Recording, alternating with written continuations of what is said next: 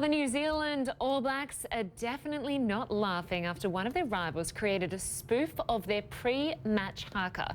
Former England halfback Matt Dawson produced a video poking fun at the dance, which is derived from Maori warriors. Dawson calls the version the Hakarena. Have a look.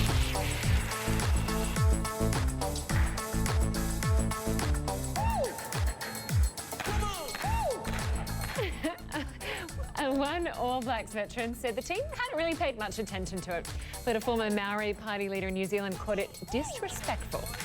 The All Blacks say they're focusing on their World Cup opener against Argentina on Sunday. Clearly this is meant to throw them off their game. Derek Van Dam, what do you think? It's an interesting strategy, but I don't think I would mess with any of the All Black players because they're about 3 times the size as me and you. and probably twice as big as some of the English players. I agree. And, you know, actually, that was the All Blacks was my first rugby match I ever saw in Christchurch, New Zealand. It was amazing. And you love seeing the haka perform? Can you do it for us? I could probably do the Hakarena. Maybe the Hakarena, maybe the macarena. That would be a YouTube sensation, unfortunately, and so I'm not going there.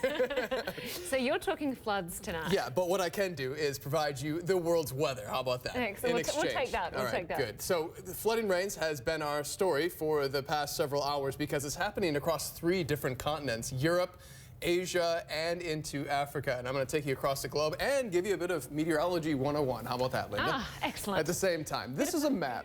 Yeah, we like to teach at the same time when we do our weather reports. That's important for you at home as well. This is a satellite loop across the globe. You don't have to be a meteorologist to recognize that, but let me explain a few different things here. This is the equator, that red line stretching from west to east.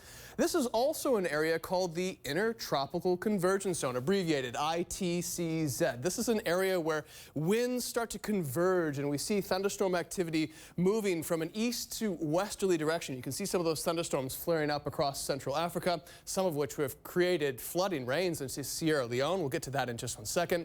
But just to the north and just to the south, roughly 30 degrees to 60 degrees latitude, northern hemisphere and southern hemisphere. This is an area where we have mid-latitude cyclones. Those are low pressure systems with associated cold fronts and warm fronts, and they bring us our weather across Europe, into the United States, as well as southern Africa and into the southern sections of South America, including Chile. Now, 3 different locations of flooding. Look at Thailand floods. This has been impressive across the Pattaya region, or Pattaya, I should say. This is just outside of Bangkok. They normally receive 217 millimeters of rainfall for the entire month of September. In a period of 48 hours, they received roughly 198 millimeters, leading to scenes just like this. Very, very difficult for the livelihoods there of individuals in Thailand. Now, it's not only Thailand that's been receiving the flooding rains, it's also been a concern across Freetown, the capital of Sierra Leone.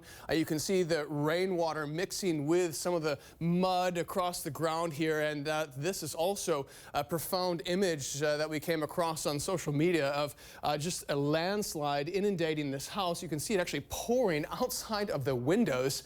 And take a look at this, an entire SUV. I mean, this vehicle must be several thousand pounds just being swept right down the roadways because of the flooding rainfall. Now, Sierra Leone, not the only area having flooding problems. Scandinavia, specifically Norway. This is just outside of Oslo, and a river burst its banks because of incessant rain that has fallen across that region.